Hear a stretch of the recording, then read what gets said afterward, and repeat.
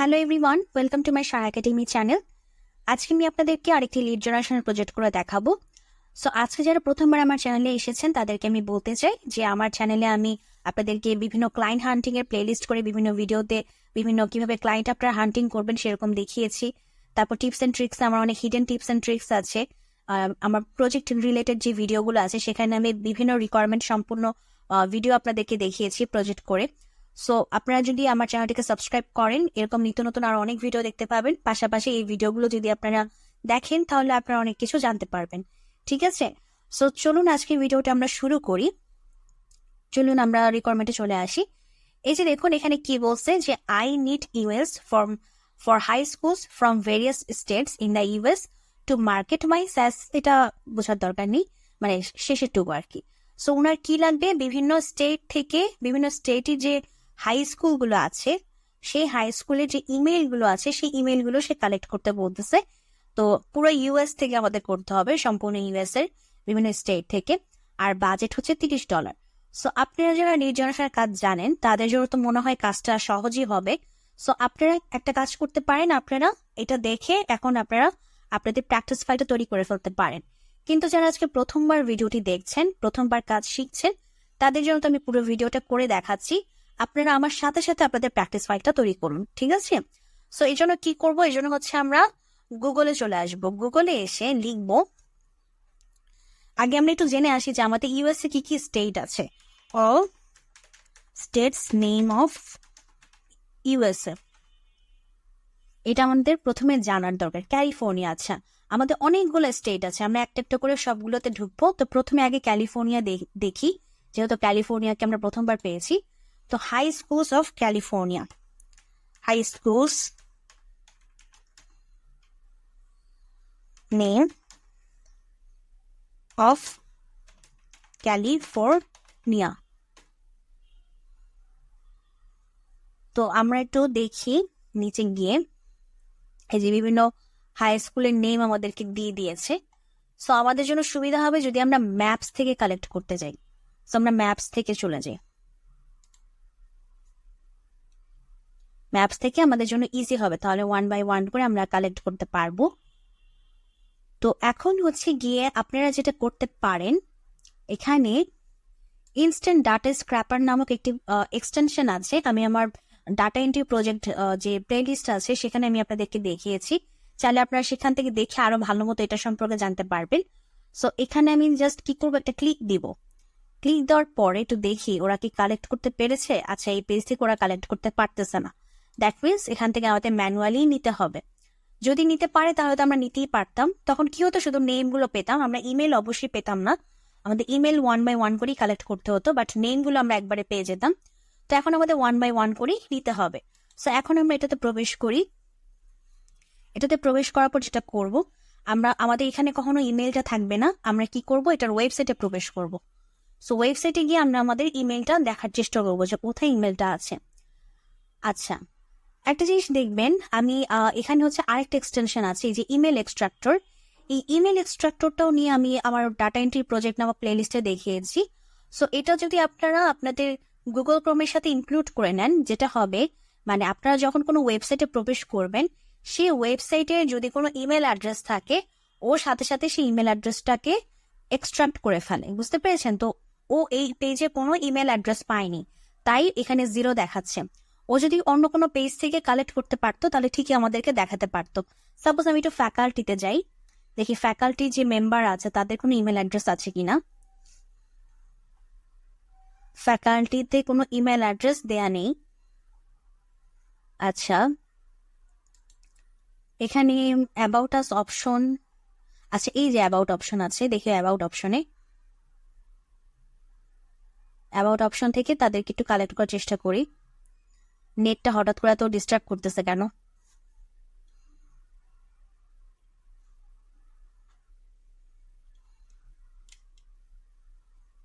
আচ্ছা, এখানে নেটটা অনেক ডিস্টার্ব করতেছে।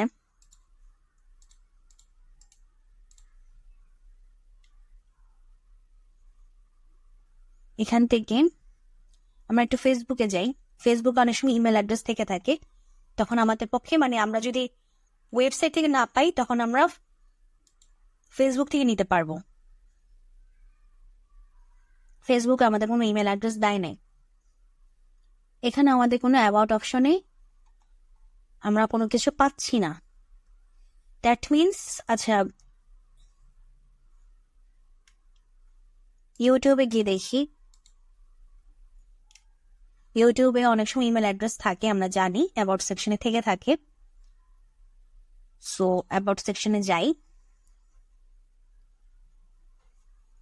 অ্যাবাউট সেকশনে, আচ্ছা অ্যাবাউট সেকশনেও কোনো প্রকার ইমেল অ্যাড্রেস দেয়া নেই। তার মানে আমরা এই লিডটা নিতে পারছি না। ঠিক আছে, এই লিডটা নিতে পারছি না। সো পরবর্তী যে আমাদের ছিল লিড, এটাতে চলে আসি। এটাতে চলে এসে আমরা এটার যে ওয়েবসাইট সেটাতে প্রবেশ করি, দেখি এটার কি অবস্থা।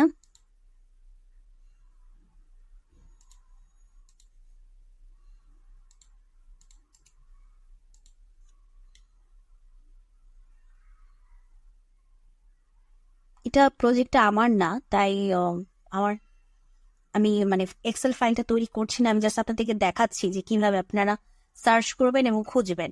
কাজটা হচ্ছে জাস্ট আপনি বিভিন্ন স্কুলের ওয়েবসাইটে প্রবেশ করবেন, ওয়েবসাইটে প্রবেশ করে তাদের ইমেলটা কালেক্ট করার চেষ্টা করবেন, দেখবেন যে ইমেলটা কোথায় আছে। দেখেন এখানেও আমি কি বলেছিলাম যে এই ইমেল এক্সট্রাক্টর যে পেজে ইমেল থাকবে সেটাকে এক্সট্রাক্ট করে নিবে। দ্যাট মিনস এই পেজে কোনো ইমেল নাই। সো আমি একটু মোর অপশনে যাই, স্কুল ইনফো আছে, স্কুল ইনফো দেখি কন্ট্যাক্ট আস পেজে যাই। আচ্ছা ওরা একটা দেখাইছিল, তো কন্ট্যাক্ট আস পেজে যাই। এই যে একটা দিয়েছে, এই যে একটা ইমেল আমরা পেয়েছি, দেখছেন একটা ইমেল আমরা পেয়েছি। সো এটার মাধ্যমে আমরা কন্ট্যাক্ট করতে পারবো। তারপর কন্ট্যাক্ট আস পেজে আমরা একটু দেখি।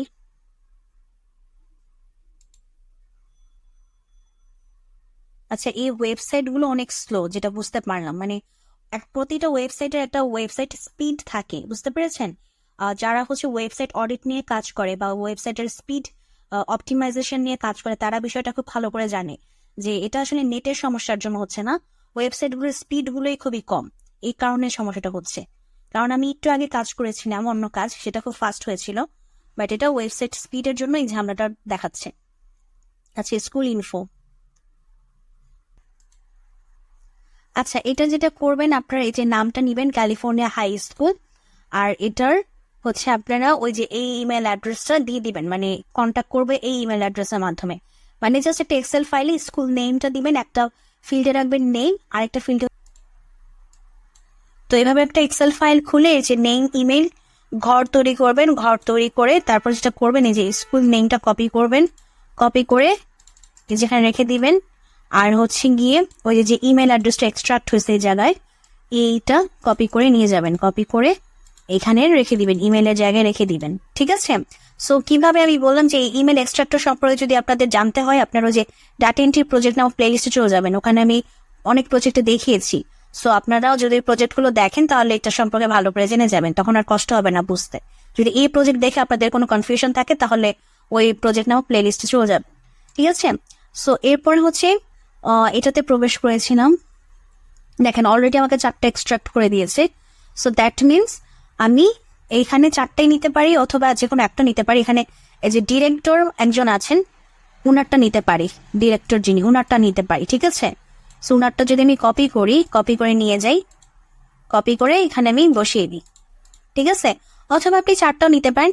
এটা কাজ করবেন, আপনার ভাইয়ের সাথে আপনি কথা বলে নিবেন যে আমি যদি একের অধিক ইয়া পাই, মানে ইমেল অ্যাড্রেস পাই, তাহলে কি আমি একের অধিকটি নিব? ঠিক আছে, আর এটা হচ্ছে যে স্কুলের নেমটা একের অধিকই নিব, এটা আপনি জিজ্ঞাসা করে নিবেন। ঠিক আছে, নাকি যে কোনো একটা দিলেই হবে? যেহেতু সে হচ্ছে কি শুধু ইমেল চাইছে, খুব সম্ভবত সে শুধুমাত্র ইমেলের মাধ্যমে মানে কন্ট্যাক্ট করবে।